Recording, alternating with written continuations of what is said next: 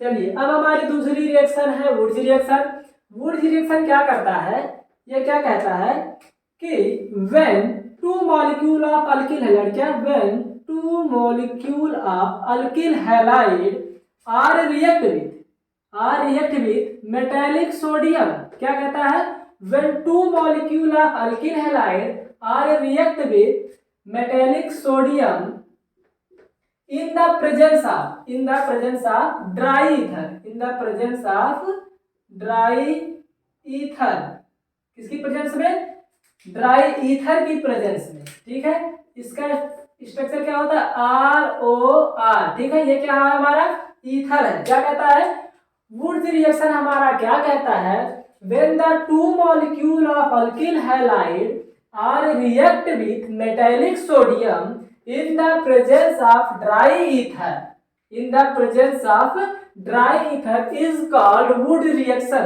तो देखिए क्या होता है, तो जो यहाँ का एक हेलोजन यहाँ का और एक हेलोजन यहाँ का, ये दोनों मेटेलिक सोडियम के साथ क्या हो जाएंगे, बाहर निकल जाएंगे।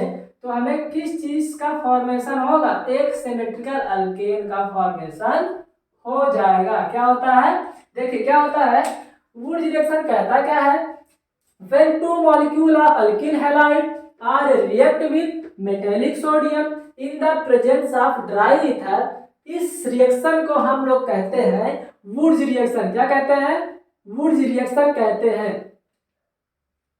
ठीक है, क्या कहते हैं वुड्स रिएक्शन कहते हैं। आखिर हम यहाँ पे ड्राई ईथर क्यों लेते हैं, भाई सबके मन में होगा सवाल कि हम लोग ड्राई ईथर क्यों लेते हैं, हम लोग मॉइस्ट ईथर क्यों नहीं लेते हैं। ठीक है, ये भी तो एक सवाल है कि भैया हम मॉइस्ट ईथर क्यों नहीं लेते हैं।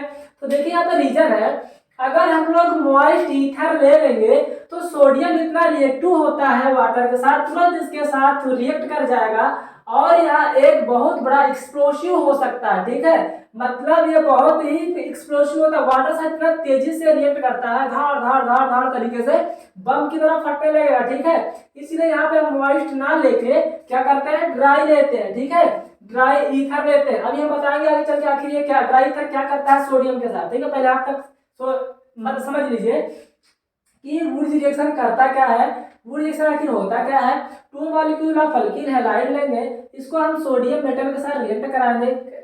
जब कराएंगे किसकी किसकी प्रेजेंस में, ड्राई ईथर की प्रेजेंस में, तो हमें एक सिमेट्रिकल अल्कीन, कौन सी अल्कीन मिलती है, सिमेट्रिकल अल्कीन। ठीक है, कैसी मिलती है,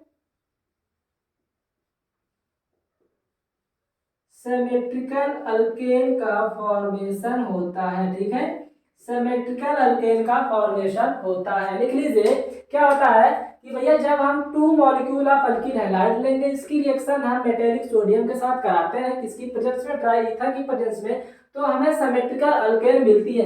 क्या आपको यहाँ पे कुछ देखने को मिल रहा है, देखिए यहाँ पे एक कार्बन की चेन अगर होगी, मान लो एक ये अल्कीन है एक ये अल्कीन है, लेकिन यहाँ पे दोनों अल्कीन मिलके एक चेन बना रही है। क्या बना रही है, एक चेन बना रही है। तो इससे हमें स्पष्ट पता चलता है कि हम किसी भी मेन चेन में नंबर ऑफ कार्बन चेन बना सकते हैं। किसके द्वारा, वुड्स रिएक्शन के द्वारा। किसी भी अगर हमें किसी भी कार्बन की मेन चेन अगर हमें कार्बन बनाना हो तो हम वुड्स रिएक्शन की सहायता से वहां पे चेन की कार्बन की चेन की संख्या को बढ़ा सकते हैं। ठीक है, तो देखिए तो हमें एक पॉइंट तो यही मिल गया कि जब हमें नंबर ऑफ कार्बन को इंक्रीज करना हो तो मेन चेन में, तो हम वुड्स रिएक्शन की सहायता से क्या करते हैं नंबर ऑफ कार्बन को बढ़ा सकते हैं। तो यहाँ तक नोट कर लीजिए, फिर हम लोग आगे बढ़ते हैं। ठीक है, नोट करिए फटाक से, फिर हम लोग आगे बढ़ते हैं। चलिए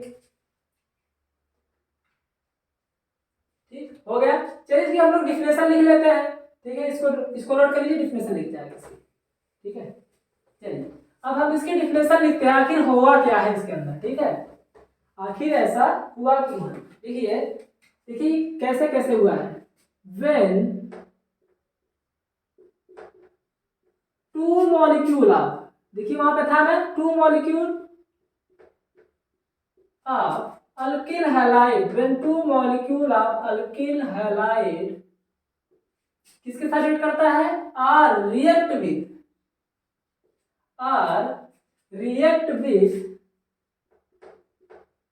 मेटेलिक सोडियम के साथ, आपने देखा होगा मेटेलिक सोडियम, मेटेलिक सोडियम, ठीक है, विथ मेटेलिक सोडियम क्या है, when two molecule of alkyl halide are react with metallic sodium with the presence of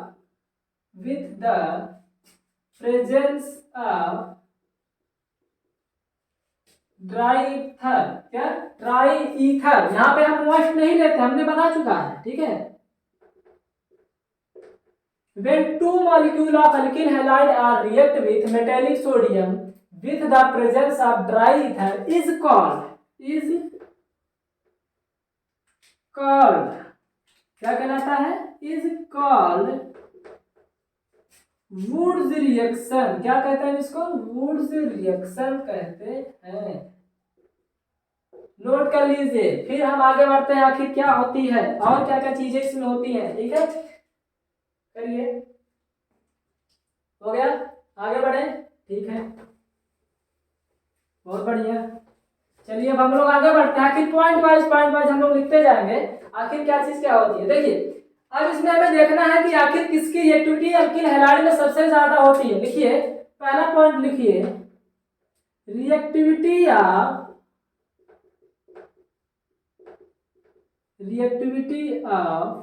alkyl halide. आखिर में हमें ये भी पता होना चाहिए कौन सा अल्किल हैलाइड ज्यादा रिएक्ट करेगा। तो देखिए क्या होता है, आयोडाइड, ब्रोमाइड और क्लोराइड।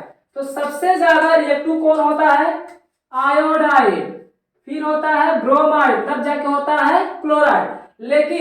लेकिन वुड्स रिएक्शन का सबसे ज्यादा स्पेशल यूज होता है ब्रोमाइड के फॉर्मेशन करने के लिए। किसका, ब्रोमाइड के फॉर्मेशन के, मतलब ब्रोमाइड की अच्छी यील्ड अगर हमें प्राप्त करनी है तो हमें वुड्स रिएक्शन की ही हेल्प लेनी पड़ती है, मदद लेनी पड़ती है, ठीक है।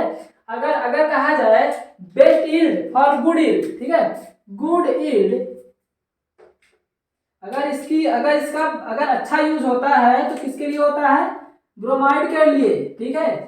Special use for bromide, special used for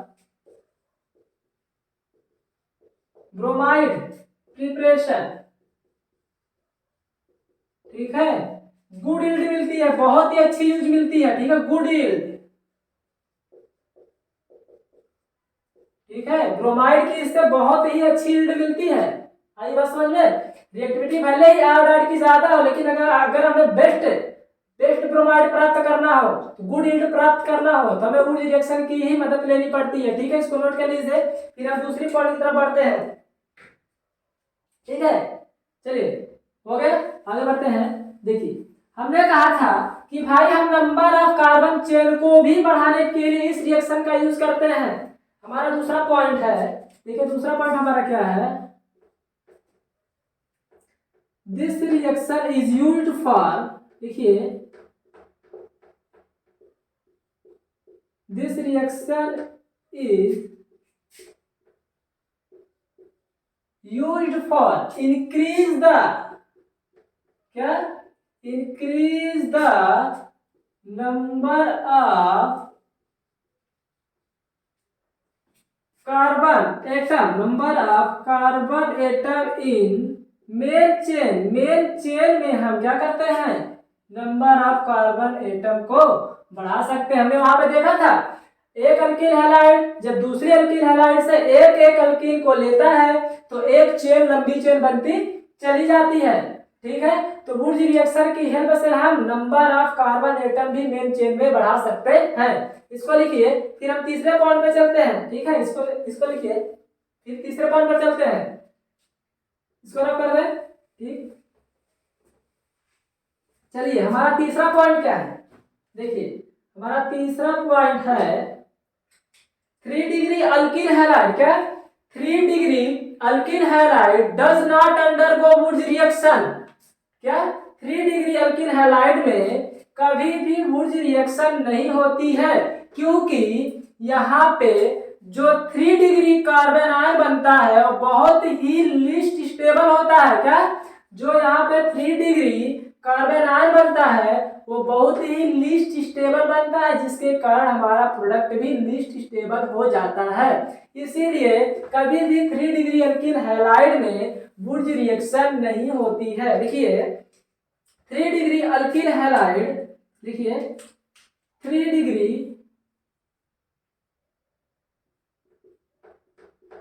alkyl halide does not undergo Wurtz reaction because, देखो because क्या, देखो हमने क्या बताया अभी आपको कि 3 डिग्री अल्किल हैलाइड के अंदर वुड्स रिएक्शन नहीं होती है because 3 degree carbon ion, because 3 degree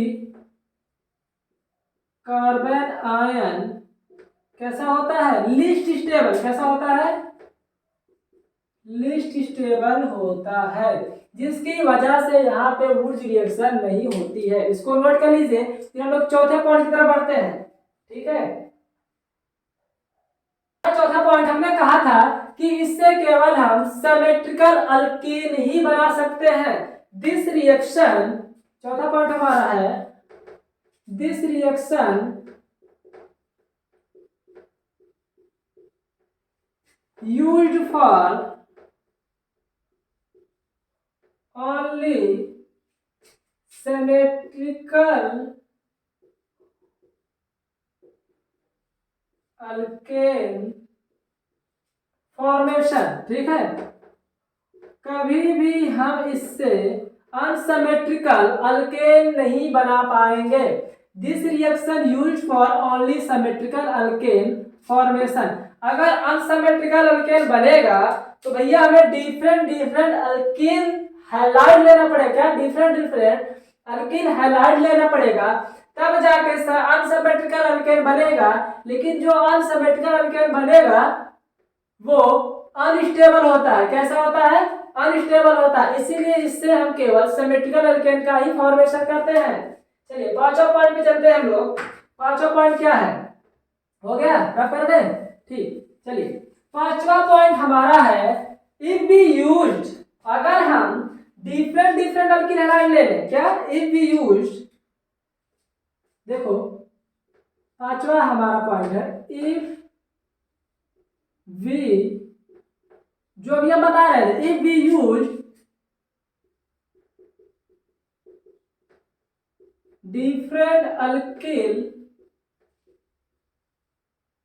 halide, if we use different alkyl halide, then the formation of, then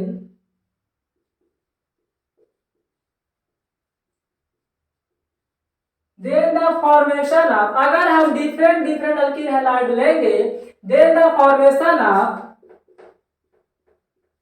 3 alkane। क्या, then the formation of 3 alkane।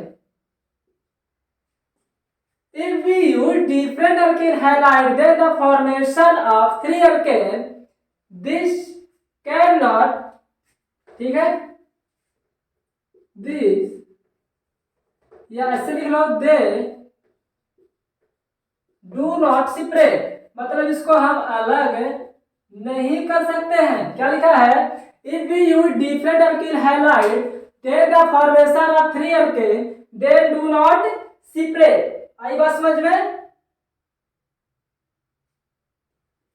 ठीक है। If we use different alkyl halide, then the formation of 3 alkane, then the formation of, या octet कर सकते हो, then the octet of 3 alkane, they do not separate, इसको हम अलग अलग नहीं कर सकते हैं। देखिए कैसे, देखिए जैसे हमने लिया,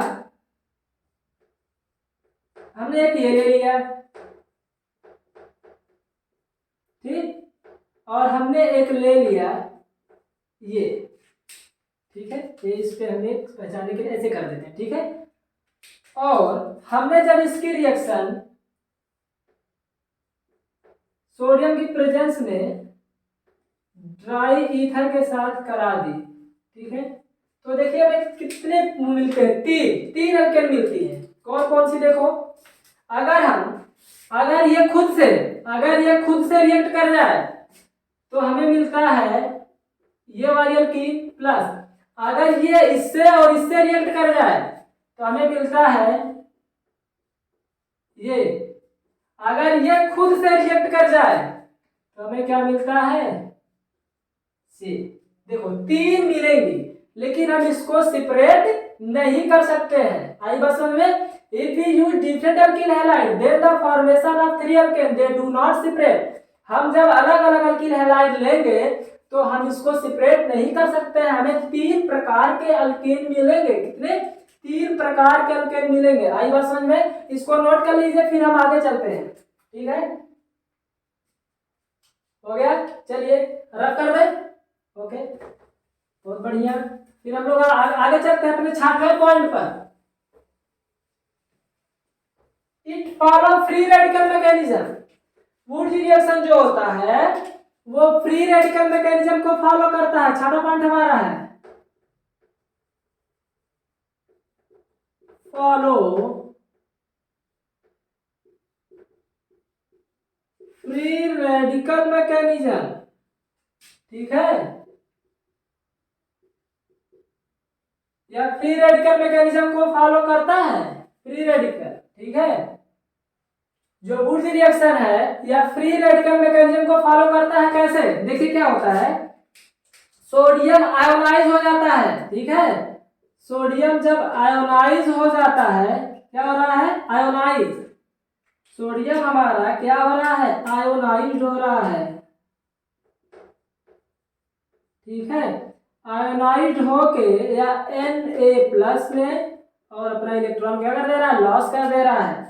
तो क्या होता है, तो फिर अल्किल हैलाइड टूटेगा।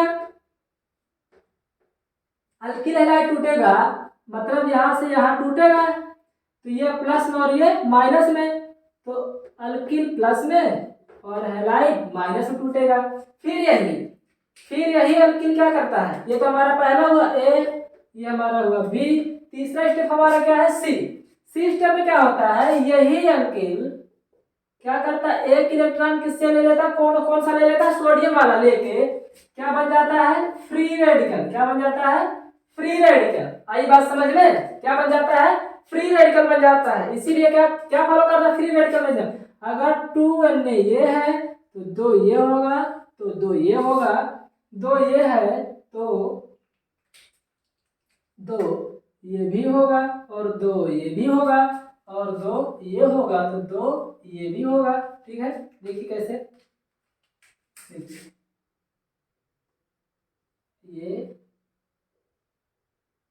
और ये और ये, तो आर दो फ्री रेडिकल मिलकर क्या, दो फ्री रेडिकल मिलकर आपस में एक अल्केन का फॉर्मेशन करेंगे। क्या करेंगे, एक अल्केन का फॉर्मेशन करेंगे।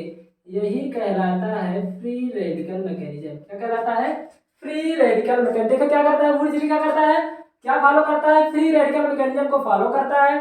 सोडियम आयोनाइज होगा, अपना एक इलेक्ट्रॉन लूज करेगा, ठीक है, लॉस करेगा। तो जब अल्किल हैलाइड टूटेगा R+ में और हैलोजन माइनस टूटेगा, तो ये अल्किल हैलाइड क्या करता है, इलेक्ट्रॉन किसका ले लेता है, सोडियम का लेकर एक फ्री रेडिकल बनाता है। जब यहाँ पे 2 सोडियम यूज हुए हैं तो 2 अल्किल हैलाइड, तो 2 अल्केन अल्किल। ठीक है, तो 2 फ्री रेडिकल आपस में मिलकर एक अल्केन का फॉर्मेशन कर देते हैं। तो इसको नोट करिए। तो आगे आगे चलते हैं। ठीक है, आखिर हम ड्राई ईथर क्यों लेते हैं, अब बताते हैं ड्राई ईथर हम लोग क्यों लेते हैं। यहाँ पता है, यहाँ पे भी हम मिथेन गैस का फॉर्मेशन नहीं कर पाएंगे, लिख लेना CH4 can not be formed by this process. आगे चलते हैं, आगे अभी लिखा देंगे पॉइंट में। चलिए 7वां हमारा पॉइंट है, 7वां हमारा पॉइंट है methane can not be formed by this process. 7वां हमारा पॉइंट है methane can not be formed by, या ऑप्टेन कर सकते हो, methane can not be obtain by this process, इस प्रोसेस से कभी भी हम मीथेन गैस को नहीं बना सकते हैं। आई बात समझ में? Methane can not B obtain bye this process.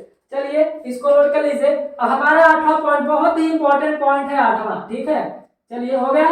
चलिए 8वां हमारा पॉइंट है, 8वां हमारा पॉइंट है, चलिए 8वां हमारा पॉइंट है, देखिए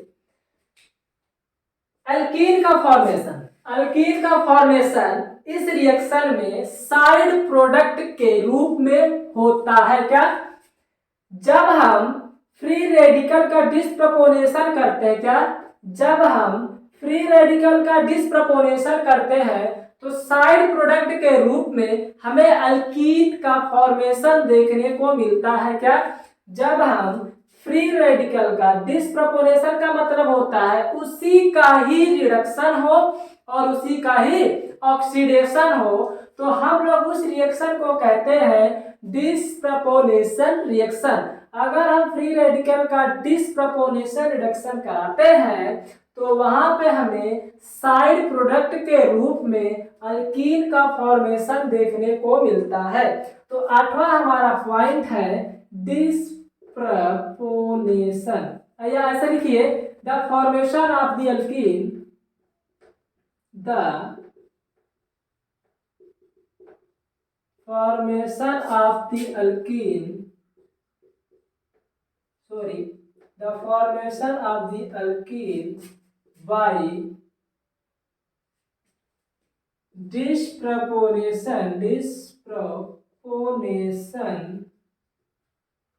in free radical alkane, free radical alkyne. ठीक है, तो देखिए हम लोग क्या करते हैं, मान लीजिए हम दो फ्री रेडिकल ले लेते हैं, एक फ्री रेडिकल ले लेते हैं, कौन सा? चलिए C2H5 ये है और एक C2H5 ये है। अब इसका हम क्या करा देते हैं, डिस्प्रपोनेशन, तो हमें क्या मिलता है C2H6 मिलेगा। क्या मिलेगा? C2H6। चलिए ठीक है, क्या मिलेगा हमें? C2H6, एक मिलता है C2H4। अब बताइए किसका यहाँ पे ऑक्सीडेशन हो रहा है, किसका रिडक्शन हो रहा है? तो दिख रहा है कि किसका ऑक्सीडेशन हो रहा है, किसका रिडक्शन। तो मेरे ख्याल से C2H5 जब जाएगा C2H6 में तो इसका रिडक्शन होगा, जब C2H5 जाएगा C2H4 में तो इसे क्या होगा, ऑक्सीडेशन होगा। क्या होगा? इसका हो रहा है ऑक्सीडेशन, इसका हो रहा है रिडक्शन। ठीक है, ये है हमारी अल्कीन। क्या है हमारी ये? अल्कीन। ध्यान से देख लीजिए, ये हमारी अल्कीन है, इसको बोलते हैं इथाइलिन। इसका क्या नाम है? इथाइलिन। इसका नाम है इथेन। क्या है? मीथेन। ठीक है, इथेन। क्या नाम है इसका? इथेन। मीथेन इथेन पढ़े हो ना। इसका नाम, जिसमें सिंगल बॉन्ड होगा उसमें एन आता है, इसमें डबल बॉन्ड होता है उसमें इन आता है, इसमें ट्रिपल बॉन्ड होता है उसमें आइन आता है। ठीक है, तो ये हो गई हमारी डिस्प्रपोनेशन रिएक्शन। ठीक है, अब हमारी लास्ट है हेडिंग, 9वां पॉइंट है। ठीक है, अब हमारा 9वां पॉइंट आ रहा है इंट्रामॉलिक्यूलर वुड्स रिएक्शन। क्या है? 9वां पॉइंट हमारा है इंट्रामॉलिक्यूलर, मतलब एक ही मॉलिक्यूल के अंदर, उसी के मॉलिक्यूल के अंदर क्या हो जाए, वुड रिएक्शन हो जाए, तो क्या कहलाती है? Intramolecular Wurtz reaction. चलिए इसको नोट कर लीजिए, फिर हम लोग आगे बढ़ते हैं। फटाक से नोट करिए। चलिए हो गया, ओके, चलो आगे बढ़ते हैं। इंट्रामॉलिक्यूलर वुड्स रिएक्शन, हेडिंग डाल लीजिए इंट्रामॉलिक्यूलर वुड्स रिएक्शन। 9वां हमारा पॉइंट है इंट्रा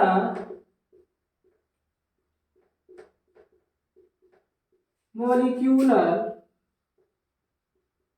वुड्स रिएक्शन। चलिए, बहुत ही बेहतरीन टॉपिक है, बहुत छोटा है लेकिन बहुत ही खतरनाक है। ठीक है, तो देखिए क्या होता है, उसी ही मॉलिक्यूल के अंदर क्या हो जाता है, वुड्स रिएक्शन। जैसे देखिए एक एग्जांपल हम ले लेते हैं, दो एग्जाम्पल लेंगे, ठीक है।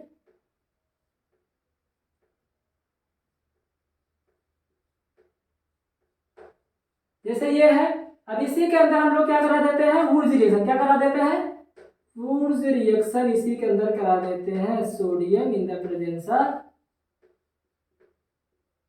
ड्राई। ठीक है, चलिए क्या होता है, देखिए एक ब्रोमीन यहां से जाएगा, एक ब्रोमीन यहां से जाएगा। तो पहला नंबर इसको 1 2 3 4 5, चलिए हम नाम लिख लेते हैं हम लोग पहले इसका।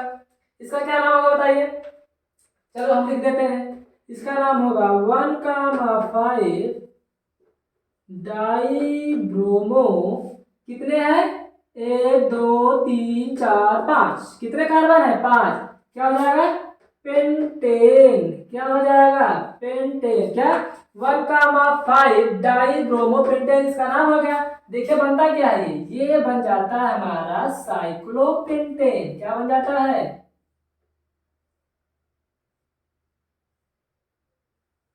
ये बन गया कि ये यहाँ एक साइकिल है। तो पहले क्या नाम लिखोगे, साइक्लो। क्या लिखोगे, साइक्लो। कितने की है, 5 की, तो साइक्लोपेंटेन लिख लीजिए। एक एग्जांपल और है यहाँ पे कर लीजिए। दूसरा है, दूसरा हमारा है, हमने एक और साइकिल ली, ठीक है। यहाँ पे लगा दिया ब्रोमीन, यहाँ पे लगा दिया क्लोरीन, ठीक है। अब देखिए ये cut sodium in the presence of dry ether. जब ये कट हो जाएगा तो बल्क स्ट्रक्चर हमारा आ जाता है, ये कैसा है, बाईसाइक्लो। आगे पढ़ोगे ऑर्गेनिक में, ठीक है, बाईसाइक्लो। तो इसका क्या नाम कैसे लिखा, बाईसाइक्लो 1,1,0 1,1,0। कितने हैं, 1 2 3 4, ब्यूटेन। क्या लिखोगे, ब्यूटेन। नाम लिखना सिखा देगा, ठीक है, अभी बस इतना करो, ठीक है। तो क्या होगा भैया, इंट्रामॉलिक्यूलर वुड्स रिएक्शन, एक खुद के ही मॉलिक्यूल में क्या हो जाए, वुड्स रिएक्शन हो जाए, वो क्या कहलाती है, इंट्रामॉलिक्यूलर वुड्स रिएक्शन। किसकी प्रेजेंस में, सोडियम, ठीक है, in the presence of dry ether.